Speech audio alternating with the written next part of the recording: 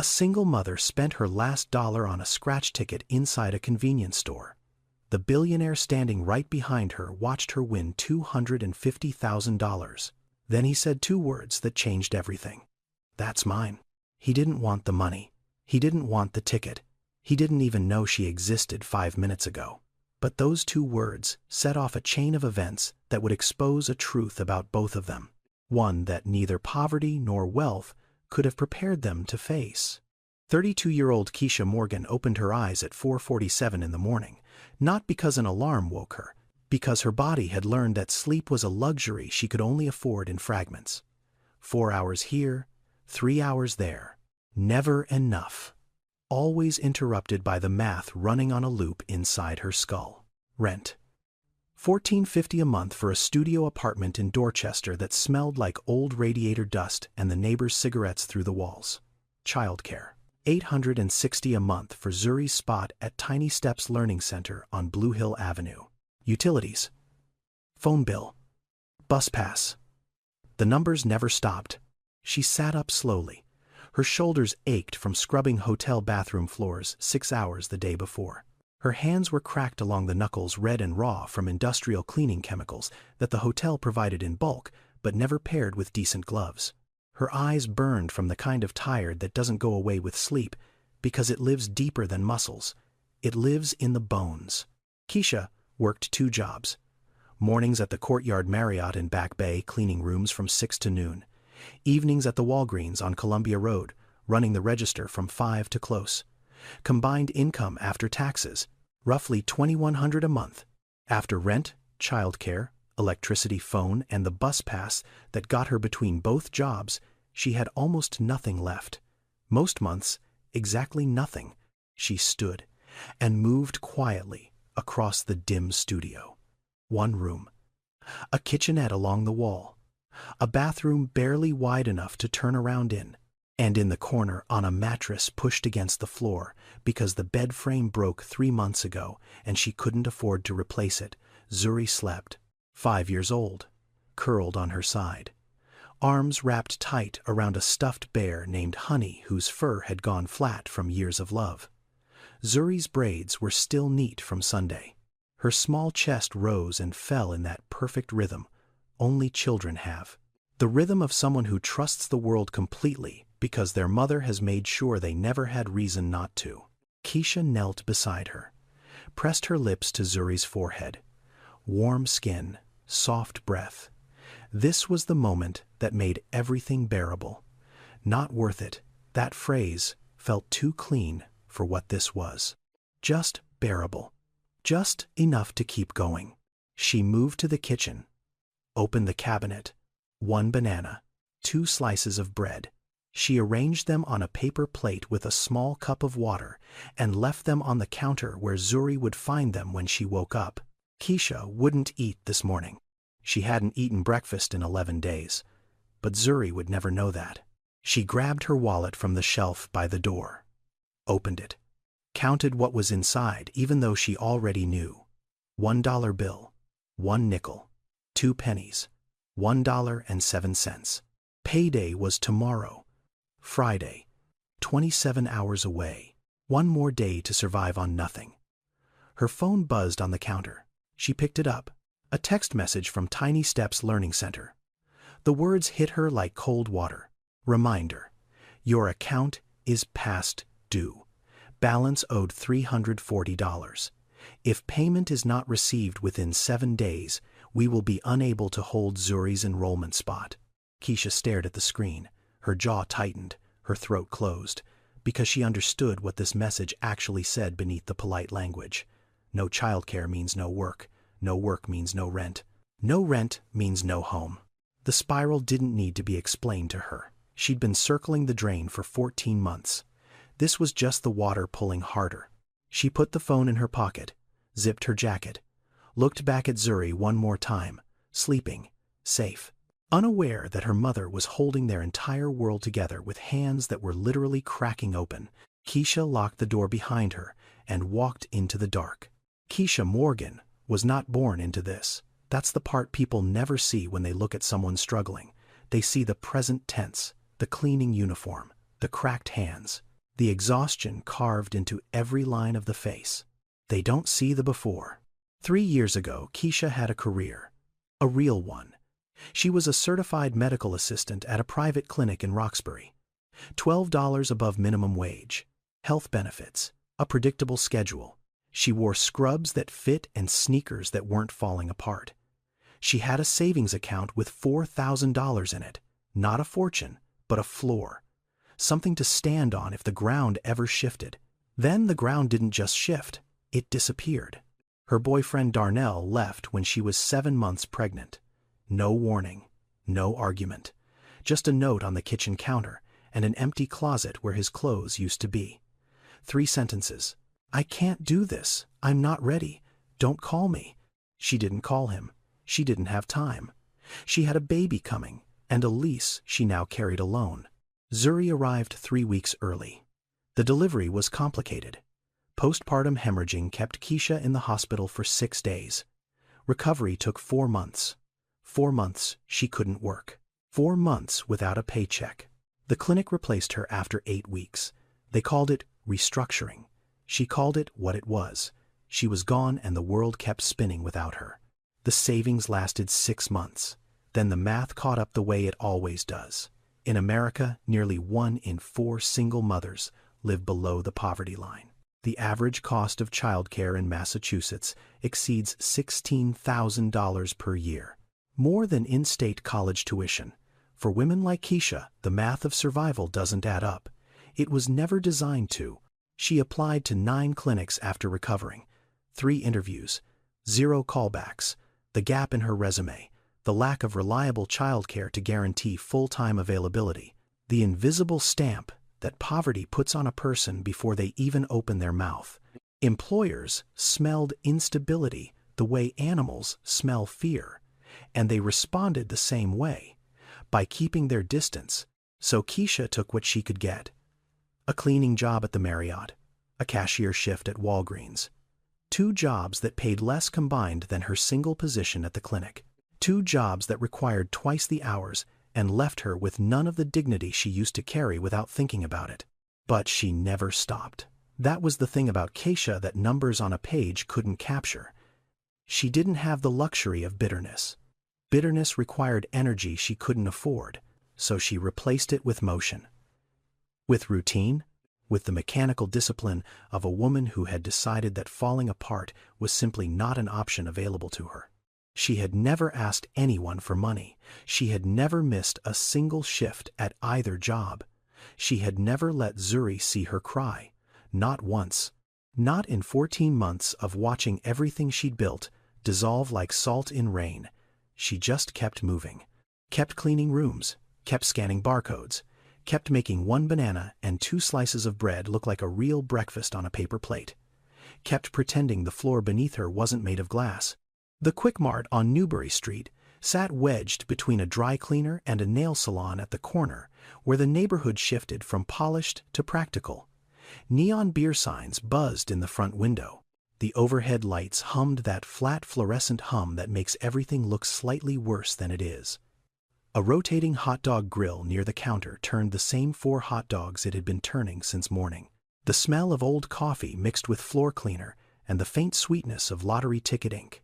Keisha pushed through the glass door at 12:19 in the afternoon. Her shift at the Marriott had ended 12 minutes ago.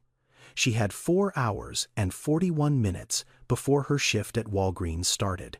In between, she needed to pick up Zuri from childcare, feed her something, drop her with the neighbor who watched her for free on Thursday evenings in exchange for Keisha doing her laundry on Sundays.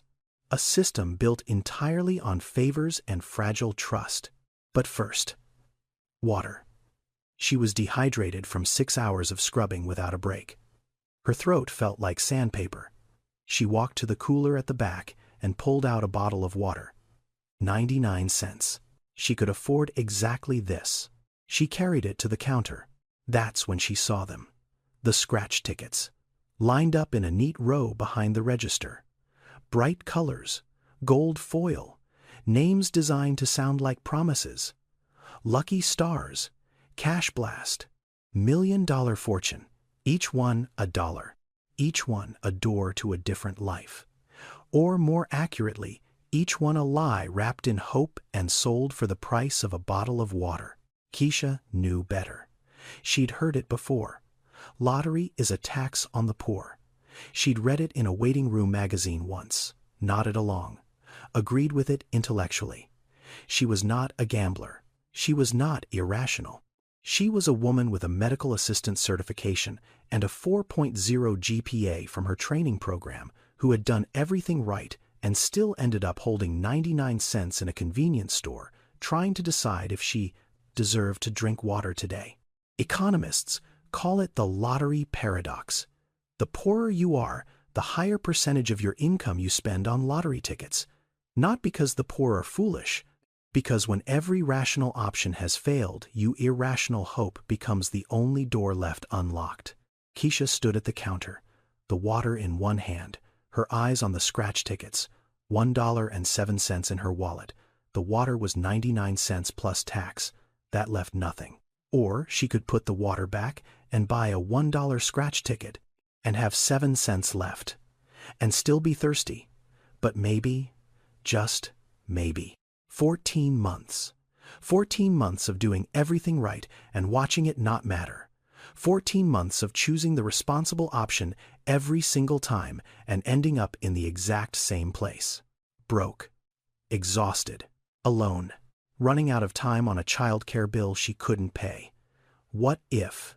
2 words, the most dangerous words in the English language when you have nothing left. And the only words that keep people alive when everything else has gone quiet. She put the water back on the shelf. Her hand trembled as she pointed to the row of scratch tickets. 1 lucky stars, please. The kid behind the counter. Maybe 1920. Name tag, said Devon. He looked at her. Not with judgment. Not with pity. Just with the tired recognition of someone who'd watched 100 people make this exact choice. He pulled the ticket from the roll and slid it across the counter. Keisha placed her last dollar bill on the glass. Exact change would have been cleaner, but she needed the 7 cents back.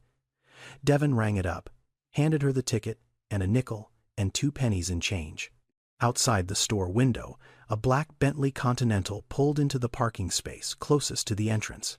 The engine went silent. A door opened. A man's shoe-polished leather hand-stitched sole touched the pavement, but Keisha didn't see any of that. She was already walking to the far corner of the store, near the napkin dispenser and the ATM that charged a $3 fee. She held the ticket flat against the counter ledge. Her fingers shook. She tried to scratch the silver coating with her thumbnail, but her hands wouldn't cooperate. Too much adrenaline, too much fear, too much riding on a piece of cardboard that cost $1 and probably paid nothing. She found a penny in her pocket, pressed it against the first panel, and began to scratch. 45-year-old Jamal Williams had not set foot inside a convenience store in over 3 years. His assistant handled coffee, his driver handled gas, his executive chef handled meals. The small transactions of ordinary life had been quietly removed from his daily experience, like furniture from a room he no longer visited. Williams Capital Group, a real estate investment empire valued at $4.2 billion. 37 commercial properties across the eastern seaboard, 2,000 employees.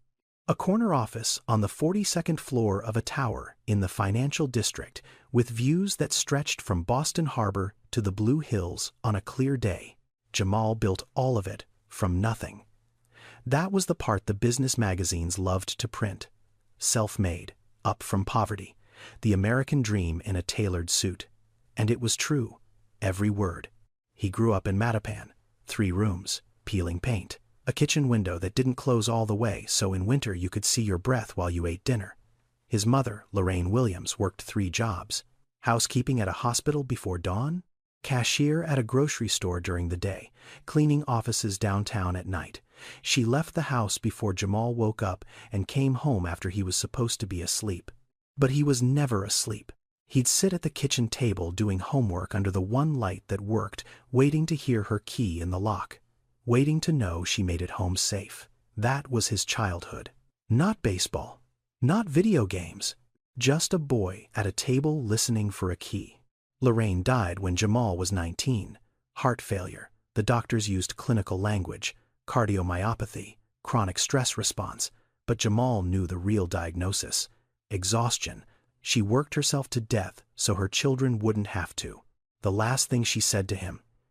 He remembered it the way you remember a scar. Not the moment of the cut, but the shape it left behind. Don't you ever forget where you started, baby? The moment you forget, you become everything we survived.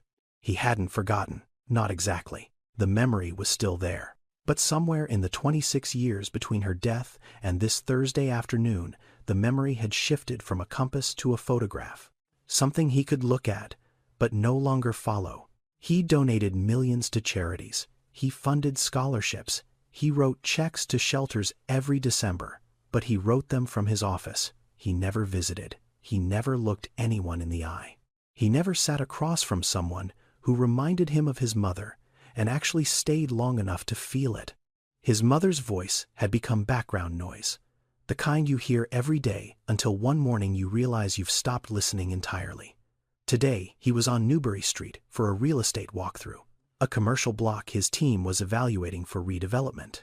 Boutique retail, high-end dining, the kind of neighborhood transformation that turned corner stores into craft cocktail bars and priced out everyone who'd lived there for decades. His driver parked the Bentley outside the Quick Mart. Jamal told him he'd be 2 minutes, just a coffee. He straightened his tie, a charcoal Tom Ford suit, $3,200. Cufflinks his late mother would have needed 3 months of paychecks to afford. He pushed through the glass door. The neon hummed. The hot dogs turned. The fluorescent light made everything look slightly worse than it was. And in the far corner of the store, a woman in a wrinkled cleaning uniform was scratching a lottery ticket with a penny. Her hands were shaking. Jamal didn't notice her. Not yet. He walked to the coffee station and poured himself a medium roast in a paper cup. $6.50 with tax. He carried it to the register, got in line behind the only other customer waiting. He pulled out his phone, opened his calendar. 12:45. Walk through at 1. He had time. Then something made him look up.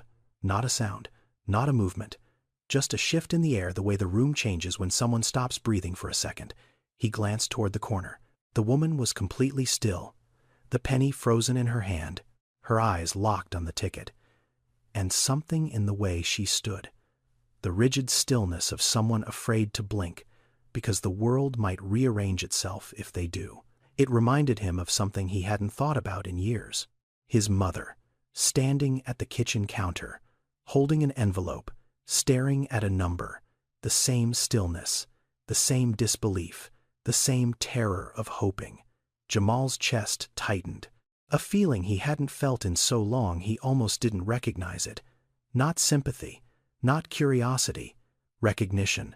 He looked at the woman's shoes, black work sneakers, worn at the heel, the same kind his mother used to wear. The same kind that cost $19 at Payless and lasted 4 months if you were careful. His mother's voice flickered somewhere in the back of his mind. Faint, almost inaudible, like a radio station you've driven too far from but haven't turned off yet. Don't you ever forget where you started. Jamal paid for his coffee. $6.50 for a medium roast in a paper cup. He didn't think about the price.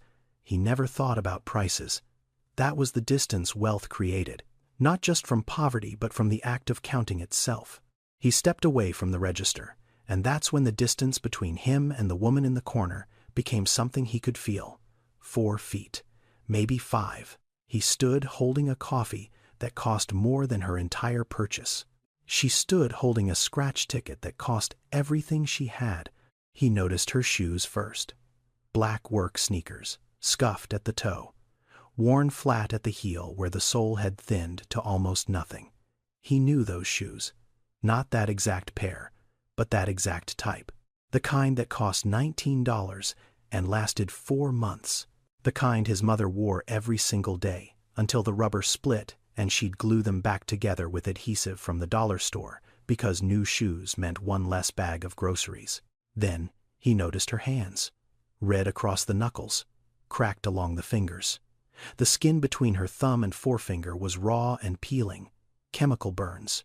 The kind you get from industrial cleaning solutions when nobody gives you proper gloves. Then he noticed the way she held the ticket, both hands, pressed flat against the counter ledge like a prayer she was ashamed of making. There was something sacred and something broken in the way her fingers gripped that tiny piece of cardboard, like it was the last match in a dark room. Jamal didn't move. He stood by the coffee station with his cup growing warm against his palm and watched. Not the way you watch a stranger in passing, not the polite glance that costs nothing and means less. He watched the way you watch something that wakes up a part of you that's been sleeping for too long. For the first time in years, Jamal Williams actually looked at another human being. Not through the windshield of a Bentley, not across a conference table, not on a screen in a quarterly report about demographics and market opportunity. He looked at her the way his mother used to look at people, like they mattered simply because they were there. Keisha didn't know anyone was watching. She didn't know a man worth $4.2 billion was standing close enough to hear her breathe. She picked up a penny from the small dish beside the register, the one that said, "Take a penny, leave a penny." She pressed it against the first silver panel on the Lucky Stars ticket. The sound of copper scraping against coated cardboard filled the quiet store. A small sound, the kind of sound that disappears into the noise of any normal day. But in that moment it was the loudest thing in the room. Scratch, pause, scratch, pause. Keisha's breathing shortened, her jaw tightened. The penny moved to the second panel, then the third. The first number appeared, then the second. Then Keisha's hands stopped shaking. They went completely still. She stared at the ticket. The penny slipped from her fingers and clinked against the counter ledge before rolling to the floor. She didn't pick it up. She didn't move. She didn't blink. The third panel was already scratched. 3 matching symbols. 3 gold stars aligned in a perfect row. Below them, printed in small black ink that her eyes had to adjust to read clearly, was a number. $250,000. Keisha read it once, then again, then a third time. Her lips moved silently, forming each digit like a word in a language she'd forgotten. $250,000. Her hands started trembling again. But this was different from before. Before, her hands shook from fear, from the weight of choosing between water and hope. Now they shook from something she hadn't felt in so long her body didn't know how to hold it. Disbelief. Relief. Terror that this wasn't real. Terror that it was. Tears fell before she understood she was crying. They dropped onto the counter, onto the ticket. She wiped them, quickly panicked that moisture might smear the ink, might erase the numbers, might undo whatever impossible thing had just happened. 14 months. 14 months of counting every penny, of choosing between medicine and meals, of lying to Zuri that Mama already ate. And now this piece of paper, this impossibly thin piece of paper, held a number that could end all of it. Devin behind the counter leaned forward. "You okay, Miss?" Keisha couldn't speak. She lifted the ticket toward him with both hands, the way you'd hold something fragile, something holy. Devin looked at the numbers. His eyes went wide. His mouth opened, but no sound came for a full second. Then he exhaled the words like he'd been holding his breath too. "Oh my God, you won. You actually won." A man near the magazine rack looked over. A woman refilling her soda turned around. Devin's voice had cracked the silence in the store like a stone through glass. Keisha heard herself speak, not the words she expected, not "I'm rich," not "I can't believe it." The first words that came out of her mouth, the very first sentence she formed in the most important moment of her life, were about her daughter. "I can pay the childcare. I can keep my baby in school." That was it. That was what $250,000 meant to Keisha Morgan. Not a new car, not a vacation, not freedom in the abstract, just Zuri, just safety, just one more day where her child didn't have to pay the price for her mother's circumstances. She pressed the ticket against her chest, held it there with both palms, and for the first time in 14 months, she let herself breathe all the way out. The store felt different now, warmer, brighter, like the fluorescent lights had shifted from cold to something almost kind. Devin was smiling.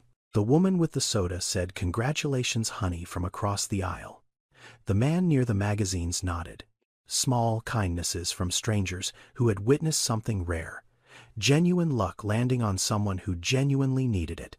Keisha wiped her face with the back of her hand, steadied herself. She had questions, practical ones. How do you claim a prize this size? Where do you go? What do you bring?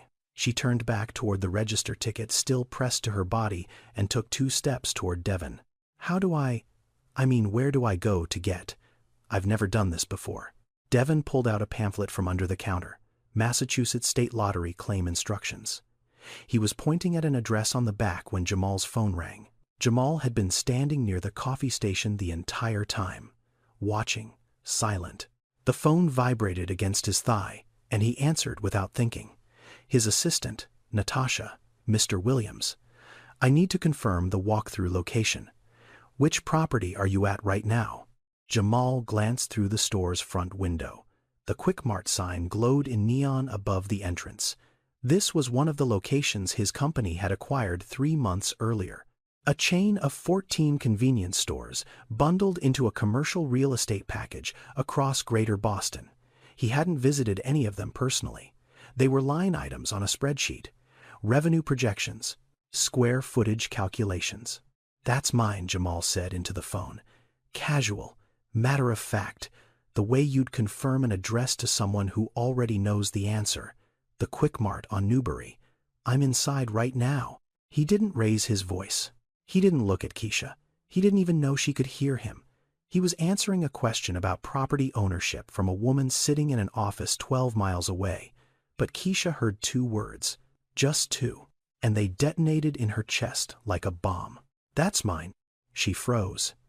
The pamphlet Devon was holding fell from his fingers. Keisha turned slowly.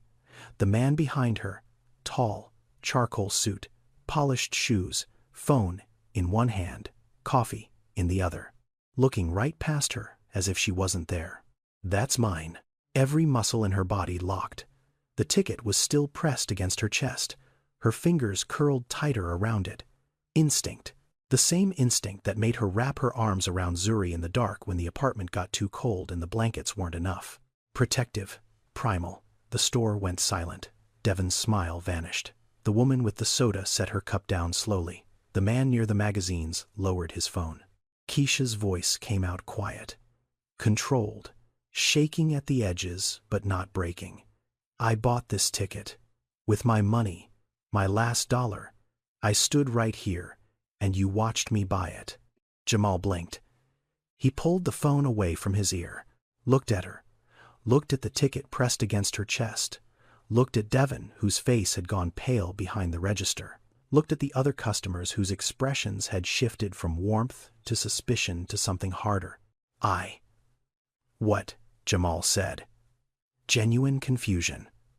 Not the rehearsed confusion of a man caught in a lie, but the raw bewilderment of someone who had walked into the middle of a story he didn't know was being told. "You just said it." The man near the magazine stepped closer, arms crossed. 6'3", voice like gravel. "We all heard you. You said that's mine." She was holding her ticket, and you said that's mine. "No, I was on a phone call. I was talking to my assistant about the building. I own this store.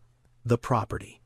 I wasn't talking about any ticket. You own this store," Devon repeated slowly. The words hung in the air like smoke. Keisha's eyes narrowed. "You own this store. So you own everything in it, the lottery tickets too." "That's not how it works." Jamal started, but the sentence dissolved before he could finish it because the room wasn't listening to logic. The room was listening to optics. A man in a $3,000 suit, a woman in a cleaning uniform, a winning ticket, and 2 words that landed at exactly the wrong moment. In America, when a man in a $3,000 suit speaks, people listen. When a woman in a cleaning uniform speaks, people decide. The gap between being heard and being judged is often just the fabric on your back. The woman with the soda had her phone out now, filming, holding it sideways, red light blinking. "Somebody should call the police," she said loudly. "This man is trying to take this woman's ticket." "I'm not taking anything," Jamal said. His voice was steady, but something underneath it cracked. He reached for his phone to call Natasha back, to have her confirm the call to prove what he'd actually said. He pressed the power button. Nothing. Black screen.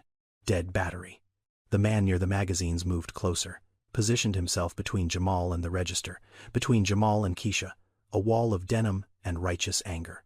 "I don't care who you were calling," the man said. "I don't care what you own. She bought that ticket. I watched her scratch it with my own eyes. You want to take something from a woman who looks like she's been through hell just to get here today?" Jamal opened his mouth, closed it. His mother's voice cut through the noise. Not a whisper this time.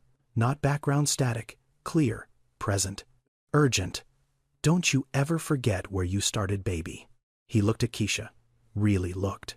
The way he'd looked at her from the coffee station moments ago, but different now. Closer. Sharper. He saw the work shoes worn to nothing. The cracked hands. The uniform with a hotel logo on the chest. The eyes of a woman who had been fighting for so long that even joy came wrapped in fear. He saw his mother, standing in a grocery store checkout line, counting coins from a Ziploc bag, while the cashier sighed. The same rigid spine, the same refusal to look away, the same dignity held together with nothing but will. Somewhere outside a siren grew louder, then stopped. Car doors opened and closed. Footsteps on pavement. 2 Boston police officers pushed through the glass door of the Quick Mart, radios crackling, hands near their belts. "Someone called about a dispute," the first officer said, scanning the room. His eyes moved from Jamal's suit to Keisha's uniform and made a calculation in under 2 seconds. The kind of calculation that happens before the conscious mind even starts. "What's going on here?" The first officer looked at Devin. "You got cameras in here." Devin nodded quickly. "Yes, sir. Right there." He pointed to a small monitor mounted behind the register. "Black and white footage. 4 angles. Timestamp running in the corner." "Pull it up," the officer said. "Last 30 minutes." Devin's fingers moved across the keyboard beneath the counter. The screen flickered. Rewound. The timestamp scrolled backward. 12:19, 12:15, 12:12. He hit play. The footage was grainy, but clear enough. Top-down angle from a camera mounted above the register. You could see the entire store. The coffee station, the counter, the lottery ticket display, the front door. Everyone watched. Keisha, Jamal, the 2 officers. Devin, the tall man with his arms still crossed. The woman who had been filming. All of them staring at a small screen behind a convenience store counter like it was a courtroom exhibit. The footage showed Keisha entering the store at 12:19, walking to the cooler, pulling out a bottle of water, carrying it to the counter, pausing, looking at the scratch tickets, putting the water back, pointing to the Lucky Stars display. Devin pulling a ticket, Keisha placing a single dollar bill on the counter, taking the ticket, walking to the far corner. At 12:22, the front door opened again. Jamal walked in, went straight to the coffee station, poured a cup, carried it to the register, stood in line, 6 feet from Keisha, never once moving toward the lottery display, never once touching the counter where the tickets were kept, never once looking in her direction until after she had already scratched the ticket and stopped moving. Then the moment. 12:29. Jamal's phone pressed to his ear, his mouth moving. 2 words. The camera didn't have audio, but it didn't need it. You could see exactly what happened. His body angled toward the window.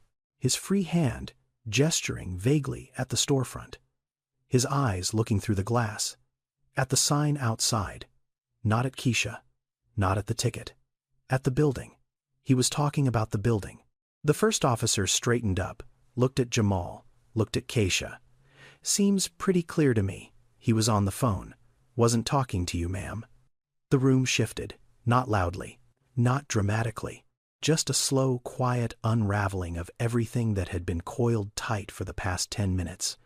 The tall man uncrossed his arms, took a half step back. The woman with the phone lowered it to her side. Devin exhaled. And Keisha stood completely still, the ticket pressed to her chest, her eyes fixed on the screen where the footage was still playing. She watched herself point to the scratch tickets, watched herself place her last dollar on the counter. watched Jamal walk in behind her and never come within arm's reach of anything she touched. The shame hit her like a wave she didn't see coming. Not the ordinary kind. Not the kind that comes from saying something wrong at a party or tripping in public. This was deeper, heavier. The kind of shame that lives in the space between what you did and why you did it. She had accused a man in front of strangers. She had called him a thief with her eyes and her voice and her fear. And he hadn't done anything except stand in the wrong place at the wrong time and say 2 words into a phone. But she knew why she'd done it. That was the worst part. She knew exactly why. Because 14 months of losing everything had rewired her nervous system to treat every unexpected moment as a threat. Because when you've been knocked down enough times, you start swinging before anyone even raises a fist. Because $250,000 was Zuri's future, and she would have fought a hurricane to protect it. Her chin trembled. Her eyes burned. She opened her mouth to speak, but the words got stuck somewhere between her throat and her pride. Jamal watched her. He didn't move, didn't cross his arms, didn't check his phone. He just stood there. And when Keisha finally looked up at him, expecting anger, expecting cold dismissal, expecting the kind of response a man with $4.2 billion gives to a woman who just publicly humiliated him in a convenience store, she found something she wasn't prepared for. Gentleness.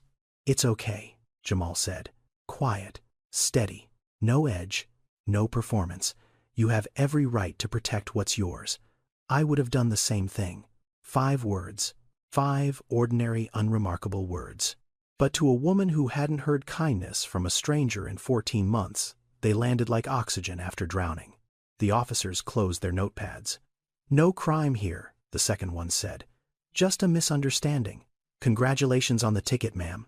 They walked out. The bell above the door chimed behind them. The tall man mumbled something that might have been an apology and left. The woman with the phone slipped out without a word. Devin busied himself straightening things behind the counter.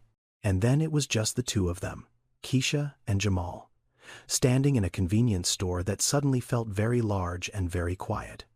Keisha spoke first, her voice raw. "I'm sorry. I thought you were trying to take it. I heard you say those words, and I reacted." "You don't owe me an apology," Jamal said. "You owe yourself a little grace. You were protecting your daughter. That's not something to be ashamed of." Keisha blinked. "How did you know I have a daughter?" Jamal paused. For the first time since the whole thing started, something shifted behind his eyes. Something older than this moment. Something that had been sitting in the back room of his memory for 26 years gathering dust. "Because of the way you held that ticket," he said slowly. "Both hands, pressed to your chest. Like it wasn't about the money, like it was about someone else." He swallowed. "My mother used to hold her paycheck the same way. Every Friday, she'd come home from her 3rd job, and she'd stand in the kitchen and hold that envelope against her chest before she even opened it, like it was the only thing standing between her children and the dark." Keisha stared at him. The suit, the cufflinks, the polished shoes, and now these words coming out of his mouth that didn't match any of it. "Your mother worked 3 jobs, she asked quietly. Jamal nodded. "Housekeeping, cashier, office cleaning, Mattapan." "You know the neighborhood," Keisha almost laughed. "I live in Dorchester." "Then you know," Jamal said. And those 2 words carried more understanding than any speech he'd ever given in a boardroom. He looked down at the floor. The linoleum tiles, scuffed from 1,000 shoes. "She died when I was 19. Heart failure. The doctors had a fancy word for it. I had a simpler one. She was tired. She worked herself to death because nobody helped her. Nobody saw her. Not really." He looked back up at Keisha. "The last thing she ever said to me was, 'Don't you ever forget where you started. The moment you forget, you become everything we survived.'" He paused. "I forgot. Not all at once, but slowly. Year by year, deal by deal, I built a company worth $4.2 billion, and somewhere along the way, I stopped seeing people like my mother. I donated money, but I never looked anyone in the eye. I wrote checks to shelters, but I never walked inside one." His voice dropped.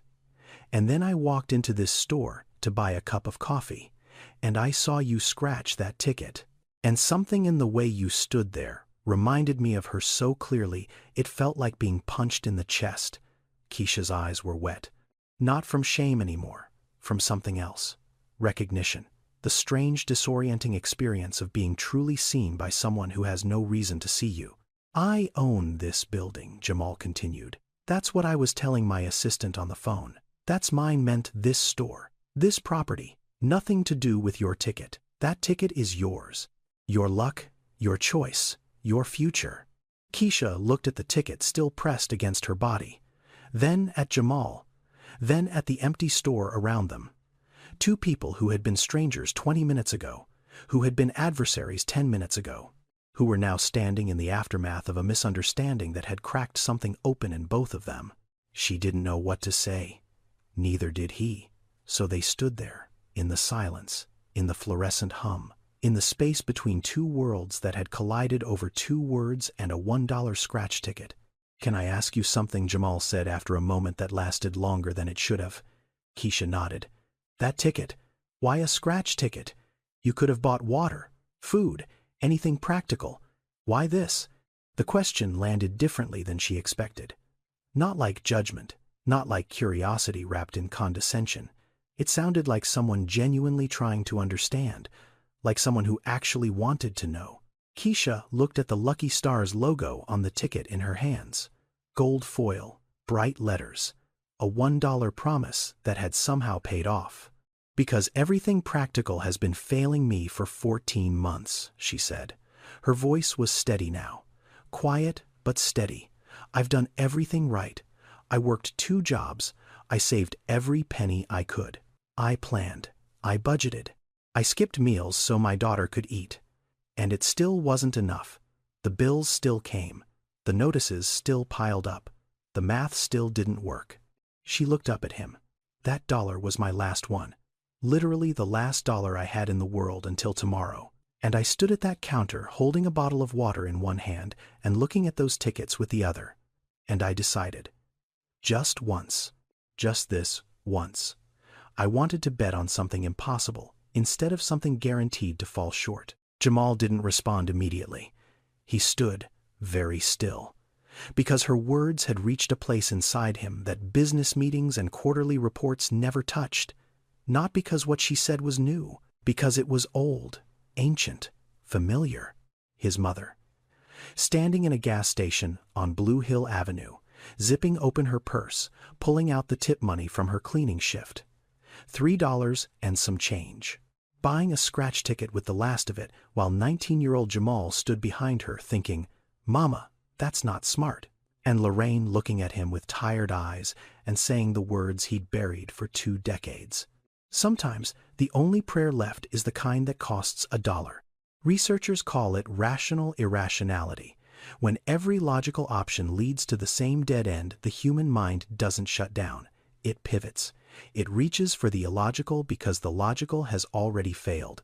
Buying a lottery ticket when you can't afford food isn't foolishness. It's the psychology of survival. It's the last place hope can live when every other room in the house has gone dark. And hope, even irrational hope, is the fuel that gets a person out of bed the next morning. Jamal had built $4.2 billion on rational decisions, calculated risk, data-driven strategy, market analysis, due diligence. But the very first important decision he ever made, the one that started everything, the one that launched the entire trajectory of his life, was irrational. His guidance counselor told him not to bother applying for the scholarship. His teachers said the odds were too long. His mother said she couldn't afford the application fee. And Jamal applied anyway, with money he didn't have. On a chance he shouldn't have taken. Because sometimes the only door left is the one nobody believes is real. 2 women, 25 years apart, standing in 2 different stores, holding 2 different tickets, making the same impossible choice, the same desperate bet, the same prayer disguised as a purchase. Keisha and Lorraine had never met. They never would. But they were connected by something deeper than circumstance, by the kind of resilience that doesn't make headlines, by the quiet, stubborn, invisible strength of women who carry everything and ask for nothing and still somehow find a reason to believe that tomorrow might be different. Jamal felt his throat close. He looked away for a moment, gathered himself, then looked back. My mother said almost the exact same thing once, he said, word for word. They moved outside without either of them suggesting it. It just happened. The store felt too small for what was passing between them, too bright. Two watched even though no one was left inside except Devon pretending to organize the cigarette display. Two plastic chairs sat outside the Quick Mart entrance, the kind gas stations and corner stores put out for employees on break. White, faded. One had a crack running down the backrest. Jamal sat in that one without thinking about it. Keisha took the other. The afternoon sun had shifted. Warmer now. The kind of late spring light that makes even Newberry Street look softer than it is. Traffic moved in both directions. A bus exhaled at the stop across the street. Somewhere, a dog barked. Keisha spoke first, not because she had something planned to say, because for the first time in over a year someone was sitting next to her who wasn't asking her to explain herself. Not a caseworker, not a landlord, not a childcare administrator with a past due balance on a screen, just a person sitting. Her name is Zuri, Keisha said. She's 5. She thinks butterflies can hear you if you whisper to them.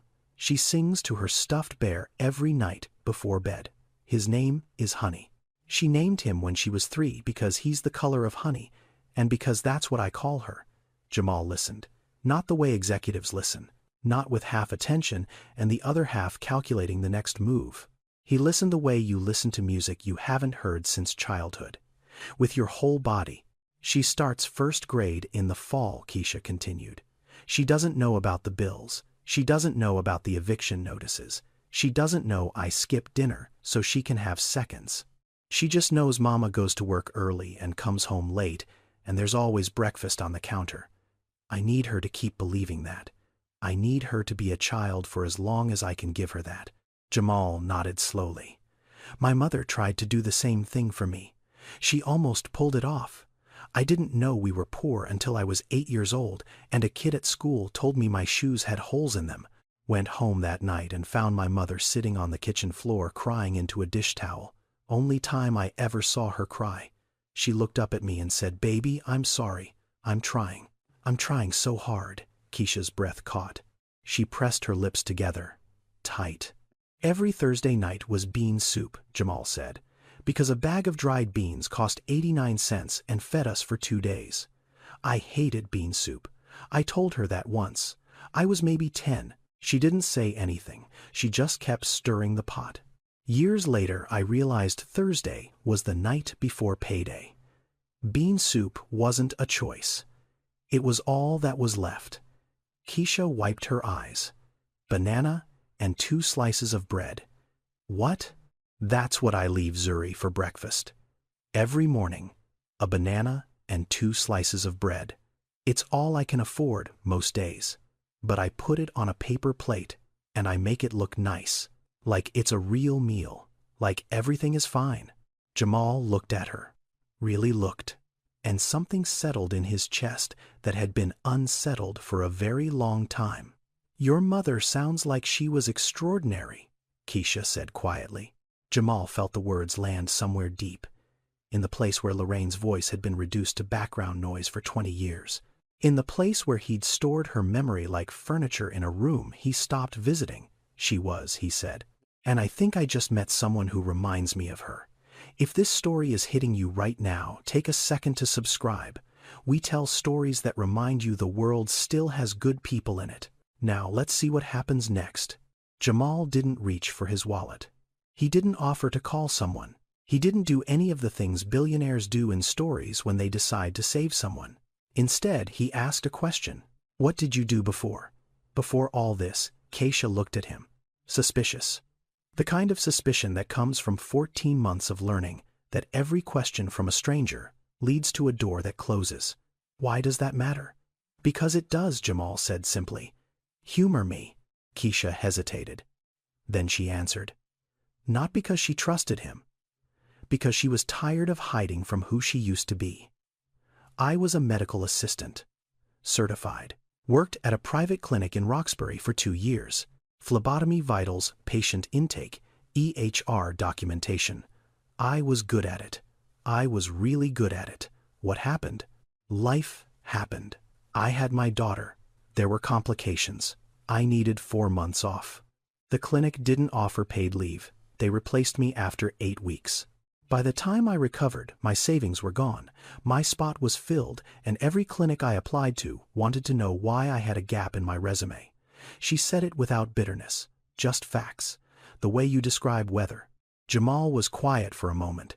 Then he spoke, carefully, like a man choosing each word the way you choose where to place your feet on unstable ground. I don't give handouts, he said. My mother taught me that dignity matters more than dollars. But I invest in people. And you just showed me something in the worst possible circumstances. You make good decisions under pressure. That's the rarest skill in business. Rarer than education. Rarer than connections. You can't teach it. Keisha crossed her arms. What exactly are you saying? My company runs a program called Second Start, workforce development for single parents. We partner with community colleges and healthcare systems across the city. 6 months. Full certification renewal. Childcare covered during the program. Housing assistance while you're enrolled. At the end, job placement with our partner clinics and hospitals. Many large corporations across America run programs like this. Workforce reentry initiatives designed to address the gap between poverty and employment. They exist because companies discovered something that should have been obvious all along. Talent doesn't disappear when someone falls on hard times. It just gets buried under bills. Keisha didn't jump at it. She stared at Jamal the way she stared at the scratch ticket before she bought it. Weighing, calculating, looking for the trap. What's the catch? The catch is, you show up every day. You do the work. You finish the program. That's it. She looked down at the ticket, still pressed against her body. $250,000. A number that had seemed infinite 20 minutes ago. A number that felt different now. I already have this, she said, lifting the ticket slightly. I don't need your program. Jamal nodded. You're right. You don't need it. But let me ask you something. How long will that money last?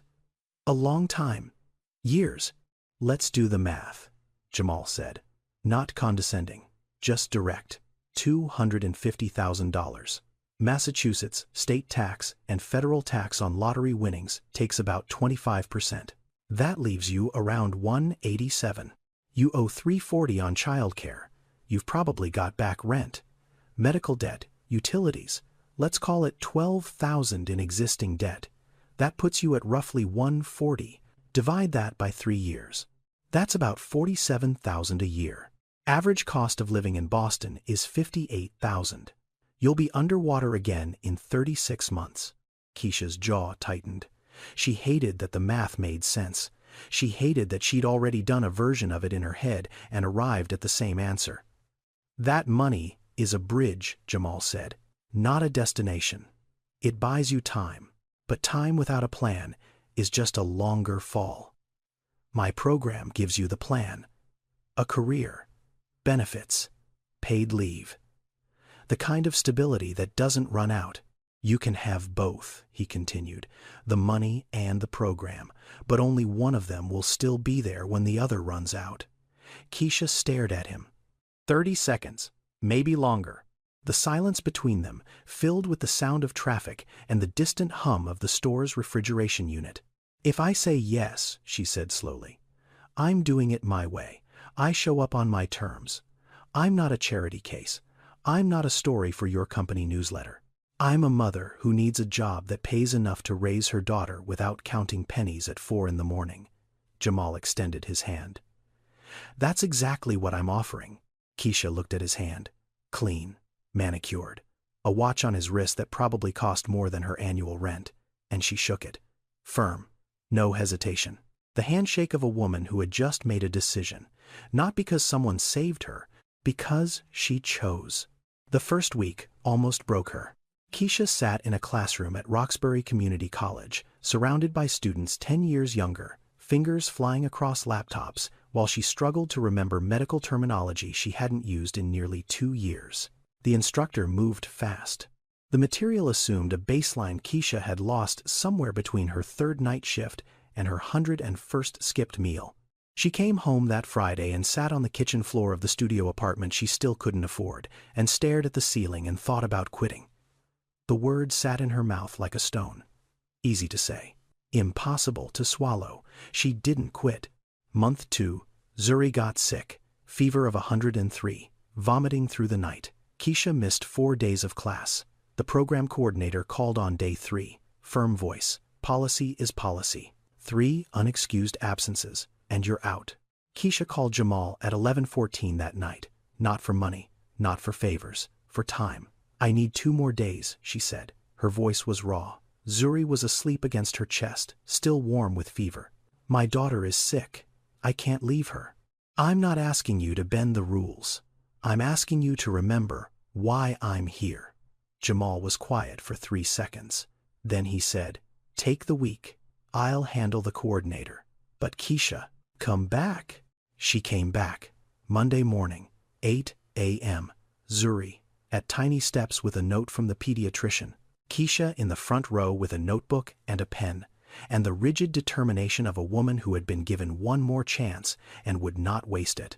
Month 4, exam day, certified medical assistant examination.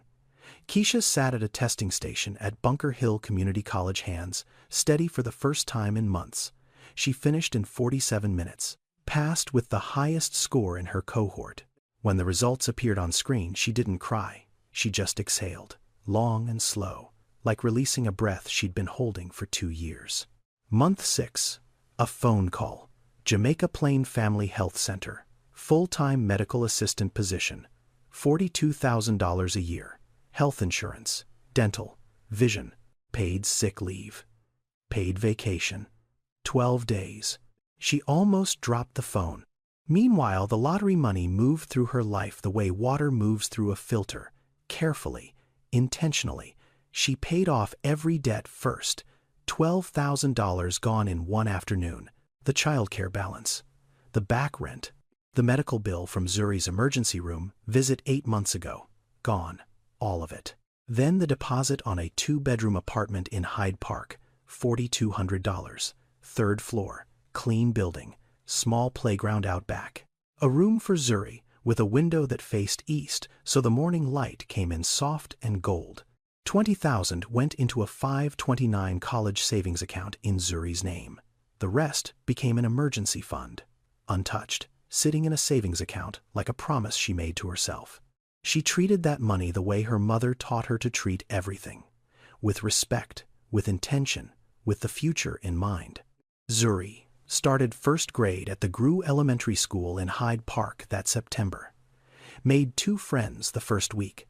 Brought home a drawing on Friday afternoon. Crayon on white paper.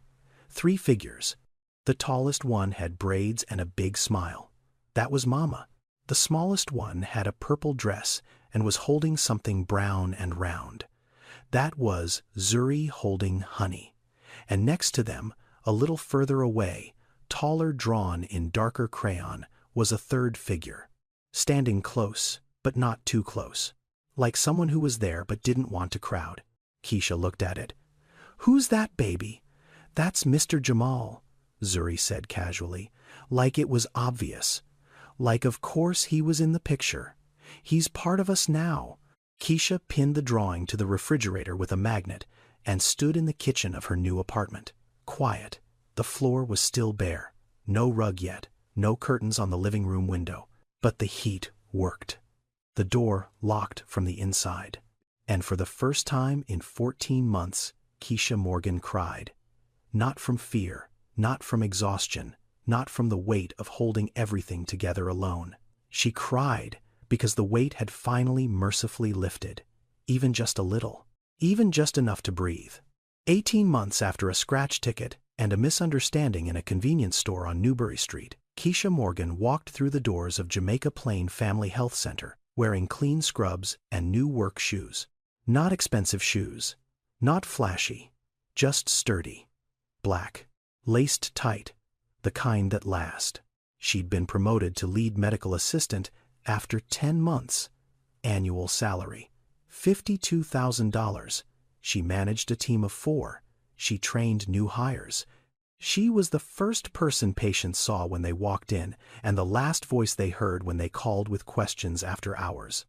The clinic director told her once that she had a way of making people feel seen, like they weren't just a chart number, like they mattered. Keisha didn't tell him she knew what it felt like to be invisible. She didn't need to. Zuri was 6 now, reading chapter books before bed, obsessed with butterflies and the solar system. Still sleeping with Honey, though she'd never admit that to her new friends. She had a routine: school aftercare, homework, dinner with Mama, reading, bed. Predictable, safe. The kind of boring that Keisha would have given anything for 18 months ago. Jamal stayed in their lives. Not as a savior, not as a love interest, as something harder to name and rarer to find. A friend who showed up. He came to Zuri's school career fair, dressed in a suit that cost more than the PTA's annual budget, and spent 45 minutes explaining to a room full of first graders what an investor does. Zuri introduced him to her teacher as my mom's friend who owns buildings. He sent Zuri a book every month. Not toys, books. Picture books at first, then early chapter books, each one with a handwritten note on the inside cover. Keep reading, keep asking questions. The world needs people who think. J.W. One evening in November, 18 months to the week since that Thursday afternoon at the Quick Mart, Keisha and Jamal sat in her living room. Zuri was asleep in her room. The apartment had furniture now. A couch from a second-hand store that Keisha had reupholstered herself. Curtains.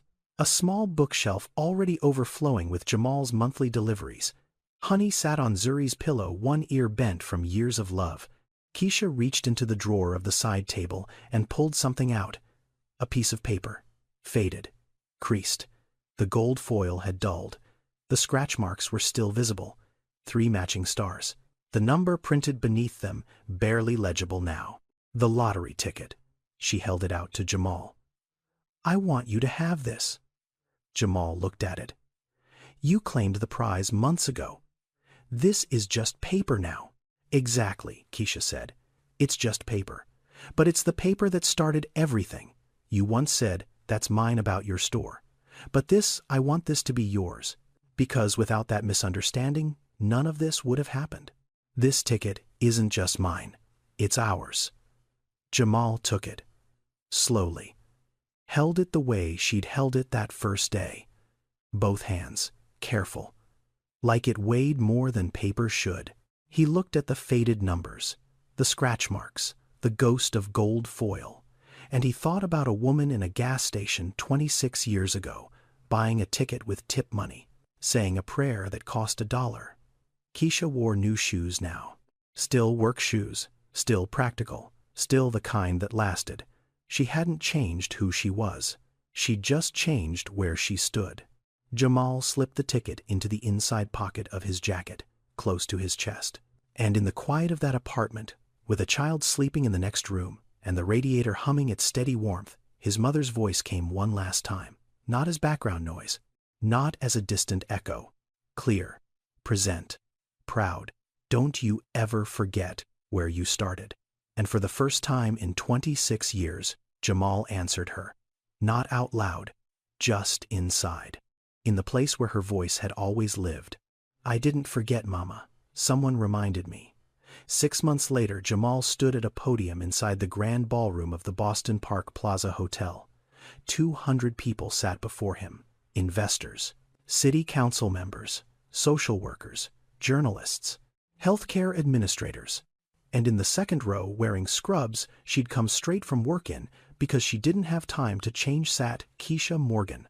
Jamal announced the Lorraine Williams Foundation for Working Parents, named after his mother, funded initially with $12 million from Williams Capital Group, designed to address the exact gaps that had swallowed Keisha and millions of women like her. Subsidized childcare during job training, certification renewal assistance for parents with resume gaps, housing stability support during the transition back to employment, emergency funds for the moments when a child gets sick, and a mother has to choose between her job and her kid. Not charity. Infrastructure. The kind of foundation that doesn't just hand someone a fish or teach them to fish. It builds the dock. It clears the water. It makes sure there's a place to stand while you cast the line. Jamal spoke for 11 minutes. Then, he introduced the newest member of the advisory board. Not a policy expert, not a professor, not a corporate consultant. A woman who knew exactly where the system failed because she had fallen through every crack it had. Keisha walked to the podium. Her hands trembled, the same hands that had shaken while scratching a $1 lottery ticket in a convenience store 18 months ago. The same hands that had clutched that ticket to her chest when she thought someone was trying to take it. The same hands that were now gripping the edges of a podium in front of 200 people. She didn't read from notes. She didn't need to. 18 months ago, I stood in a convenience store with $1 and no hope. Today I stand here with a career, a home, and a daughter who thinks butterflies can talk. A ripple of laughter moved through the room. Warm. Human. The difference wasn't luck. It wasn't even that scratch ticket. The difference was one person who saw me, not as a charity case, not as a story, not as a statistic, but as someone worth investing in. She paused. There are women sitting in waiting rooms right now, filling out forms that ask them to prove they deserve help. There are mothers choosing between a doctor's visit and a grocery run. There are parents who lost a job because their child had a fever and they didn't have paid leave. These aren't edge cases. This is the system working exactly as it was built, and it was not built for us. This foundation is, and I'm here to make sure it stays that way. The room was silent for a beat. Then it wasn't. Jamal sat in the front row. He didn't clap. He didn't need to. His mother's voice, for the first time in 20 years, wasn't reminding him to remember. It was simply quiet. The way it gets when you've finally done the right thing. 2 years after a $1 scratch ticket and 2 misheard words changed everything. Jamal Williams walked into the Quick Mart on Newbury Street. The bell above the door chimed. The fluorescent lights hummed. The hot dog grill turned its same, slow rotation. Devin was still behind the counter. Older now. A community college textbook open beside the register. He looked up and his face split into a grin. "Hey, you're the guy from the ticket thing." Jamal smiled. "That's me." He poured himself a coffee. $6.50. Walked to the register. Paid. Then he paused. Near the cooler, at the back of the store, a young woman stood, holding a bottle of water. Her eyes kept drifting to the scratch ticket display. She held a crumpled bill in one hand. Her shoes were worn at the heel. Her jacket was zipped to the chin, even though it was warm outside. The posture of someone trying to take up as little space as possible. Jamal watched her for 3 seconds. He didn't approach. He didn't introduce himself. He didn't offer advice or pull out a business card. He turned to Devin and said quietly, "Whatever she needs. Water, snacks, whatever. I've got it. Don't make a thing of it." Devin nodded. Jamal picked up his coffee and walked out. The bell chimed behind him. The woman never knew his name. 2 years ago, Jamal Williams walked into this store, and 3 words changed everything. "That's mine." He was talking about a building, but the universe heard something different. It heard a man claim responsibility. For a stranger. For a moment. For a life he didn't know he was about to change. Sometimes the greatest transformations begin with the smallest misunderstandings. And sometimes "that's mine" doesn't mean you're taking something. It means you're ready to give. Poverty doesn't erase dignity. Wealth doesn't guarantee compassion. And the distance between someone's worst day and their best life is often just one person who chose to see them as human. Not as a problem, not as a project. Just as a person standing in a store holding $1 hoping for something better. Now, before we close, this story is fictional, but the struggles it portrays are real. In the United States, over 10 million single-parent households live below or near the poverty line. The systemic barriers, childcare costs, resume gaps, healthcare access, these are documented facts affecting real families every single day. If this story moved, you consider looking into organizations in your community that support working parents.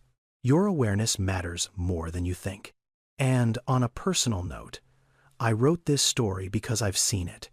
Maybe not exactly like this, but close enough. I've watched someone choose between food and hope. I've watched someone get judged for how they looked instead of who they were. And I've watched what happens when one person, just one, decides to actually see another human being. It costs nothing to see someone. Nothing. But it can change everything. That's why I tell these stories. Not because they're fairy tales. Because somewhere right now there's a Keisha holding her last dollar. And somewhere there's a Jamal who forgot where he came from. Maybe this story reminds both of them. Thank you for watching. If this story stayed with you, subscribe and share it with someone who needs to hear it today. I'll see you in the next one.